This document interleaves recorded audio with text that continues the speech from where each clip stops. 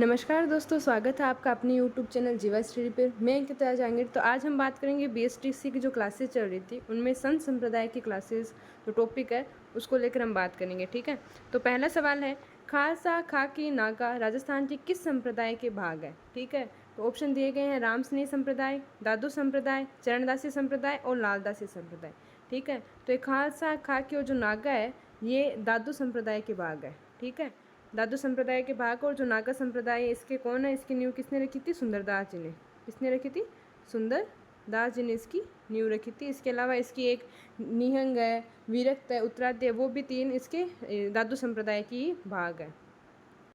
अगला सवाल है, निष्कलंक संप्रदाय के संस्थापक हैं। ऑप्शन है संत मावजी, जसनाथ जी, हरिदास जी और लालदास जी। ठीक है, तो निष्कलंक संप्रदाय जो है उसके संस्थापक है संत मावजी। ठीक है, संत मावजी का जो जन्म हुआ था वो साबला ग्राम डूंगरपुर में हुआ था।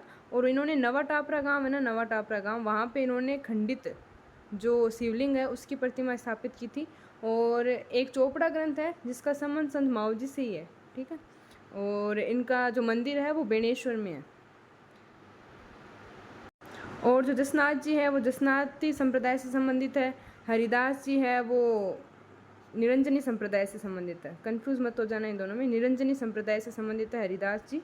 ठीक है, और लालदास जी लालदासी संप्रदाय से संबंधित है। अगला सवाल है, अणभवाणी या अणभवाणी ग्रंथ में किस संत के उपदेश अंकलित है। ठीक है, अब एक ग्रंथ का नाम दे दिया और पूछा है कि किस जो संत है वो उससे संबंधित है। तो ऑप्शन है हरिदास जी, चरणदास जी, रामचरण जी और रामदास जी। ठीक है, तो इसका सही जवाब होगा रामचरण जी से। और रामचरण जी का संबंध किससे है? राम स्नेही संप्रदाय से है। राम स्नेही संप्रदाय से है इनका संबंध। इसके प्रवक्ता है राम स्नेही संप्रदाय के रामचरण जी, और रामचरण जी का ही ग्रंथ है अणभवाणी। ठीक है, अगला सवाल है, राजस्थान में भक्ति आंदोलन के जनक किसे माना जाता है।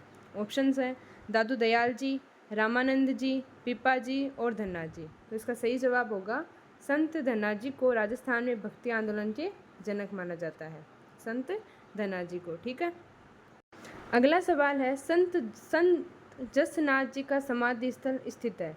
जसनाथ जी जो हैं उनका समाधि स्थल कहाँ पे है? ऑप्शन है मालासर बीकानेर, पुंडरासर बीकानेर, कतरियासर बीकानेर और पांचला नागौर। तो इसका सही जवाब होगा कतरियासर बीकानेर। ठीक है, संत जसनाथ जी संप्रदाय के जसनाथ जी जो है वह इसके प्रवर्तक हैं। और इनके जो ग्रंथ हैं वो भी आप याद रखना इंपॉर्टेंट है। जसनाथ जी रो सिरलोको, कोंडा, सिंबुदना और गोरख छंदो, ये चारों इंपॉर्टेंट है, तो पूछ सकते हैं इनके बारे में भी। ठीक है, अगला सवाल है, निम्नलिखित में से किस संत को पर्यावरण वैज्ञानिक कहा जाता है। तो ऑप्शन है जसनाथ जी, जाम्बो जी, धन्ना जी और पिप्पा जी। ठीक है, तो इनमें से जो जाम्बो जी है उनको पर्यावरण वैज्ञानिक कहा जाता था। ठीक है, जाम्बो जी का संबंध है विष्णुई संप्रदाय से। ठीक है, विष्णुई संप्रदाय से इनका संबंध है और इनका जन्म हुआ था पिप्पासर नागौर में। कहाँ? पिप्पासर नागौर में इनका जन्म हुआ था। और इनके जो ग्रंथ हैं उनमें जैसे 29 नियम है इम्पोर्टेंट, 29 नियम है, 120 शब्द हैं। ठीक है, और विष्णु धर्म प्रकाश से इनके जो ज्ञानोपदेश वाले स्थान हैं उनको साथरिया कहते हैं। और इनका समाधि कहाँ पे है? मुकाम तालवा में। अगला सवाल है, संत रानाबाई का जन्म कहाँ हुआ था। जो रानाबाई है उनका जन्म कहाँ हुआ था? ऑप्शन है अजमेर, पाली, नागौर, डूंगरपुर। तो इसका सही जवाब होगा संत रानाबाई का जन्म हुआ था नागौर में। ठीक है, नागौर से संबंधित है रानाबाई। अगला सवाल है, संत हरि सिंह सांखला का संबंध किस संप्रदाय से है।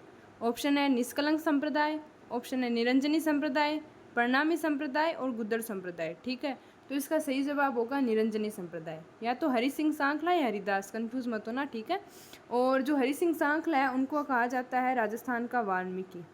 ये याद रखना, अब राजस्थान का वाल्मीकि कहा जाता है इन्हें, राजस्थान का वाल्मीकि। इनका संबंध है कांपड़ोद गांव है डीडवाना नागौर में, उस वहाँ से संबंधित है हरि सिंह सांखला।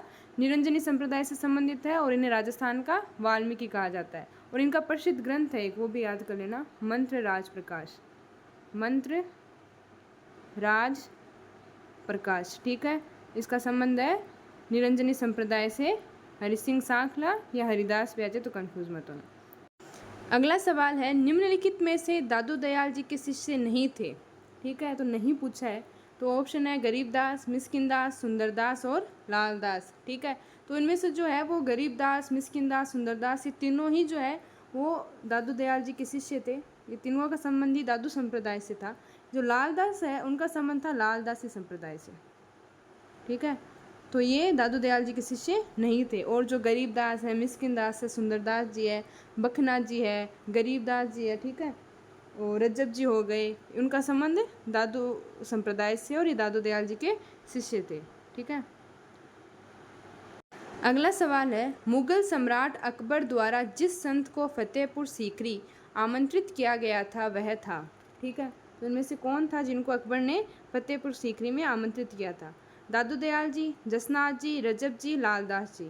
तो इसका सही जवाब होगा दादू दयाल जी। ठीक है, उनको ही अकबर ने जो है वो फतेहपुर सीकरी आने के लिए आमंत्रित किया था। जसनाथ जी जसनादी संप्रदाय से संबंधित है। रजब जी भी जो है वो दादू संप्रदाय से संबंधित है, दादू दयाल जी के शिष्य थे। और लालदासी जी हमें बताया था अभी, लालदास जी का संबंध है लालदासी संप्रदाय से। अगला सवाल है सिम्बुदड़ा नामक ग्रंथ में किसके उपदेश संग्रहित है? ठीक है, तो ऑप्शन ए है लालदास जी, रामचरण जी, जसनाथ जी, संत माव जी। अभी मैंने जो पीछे क्वेश्चन करवाया था उसमें बताया था जसनाथ जी के 4-5 जो ग्रंथ हैं इम्पोर्टेंट वो, तो उसमें सिम्बुदड़ा भी था। और ये संबंध किससे है इसका? जसनाथ जी से संबंधित है। जसनाथ जी के सिम्बुदड़ा के अलावा और है, वो है कोंडा है, जसनाथ जी रोसिर लोको है और गोरख छंदो है। ठीक है, ये 4 इंपॉर्टेंट है, ये भी याद रखना आप, कोंडा और जसनाथ जी रोसिर लोको और सिम्बुदड़ा। ठीक है, इनका संबंध है जसनादी संप्रदाय से। अगला सवाल है फूलडोल उत्सव मनाया जाता है।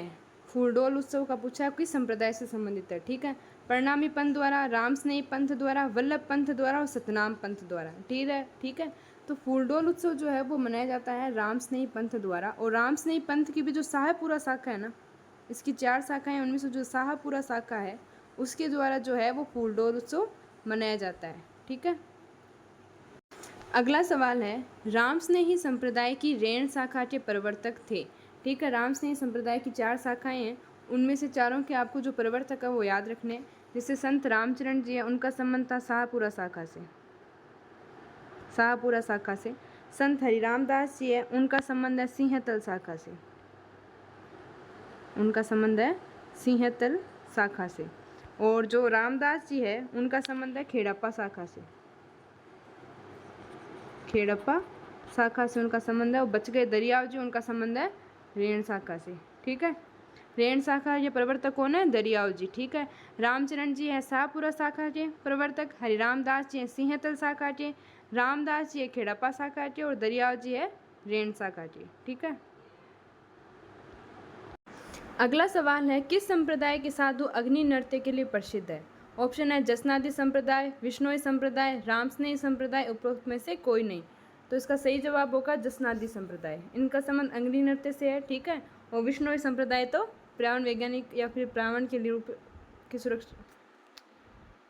अगला सवाल है मेव मुसलमान अपना पीर मानते हैं। ऑप्शन है दादू दयाल जी, जसनाथ जी, लालदास जी और हरिदास जी। ठीक है, तो इसका सही उत्तर होगा लालदास जी जो है उनको मेव मुसलमान अपना पीर मानते हैं। लालदासी संप्रदाय से संबंधित है, उनके प्रवर्तक हैं, लालदासी संप्रदाय के प्रवर्तक हैं लालदास जी। ठीक है, इनका जन्म हुआ था धौलीदू अलवर में। ठीक है, तो इसी के साथ जो BST से संबंधित क्लासेज उसमें संत संप्रदाय का जो टॉपिक जो है उसके जो क्वेश्चन हैं वो कंप्लीट होते हैं। और अब हम अगली क्लास में देखेंगे जो मंदिर हैं उनसे संबंधित कुछ सवाल। ठीक है, अगर आप इस चैनल पर नए हैं तो जीवा स्टडी को सब्सक्राइब कीजिए और बने रहिए जीवा स्टडी के साथ। धन्यवाद।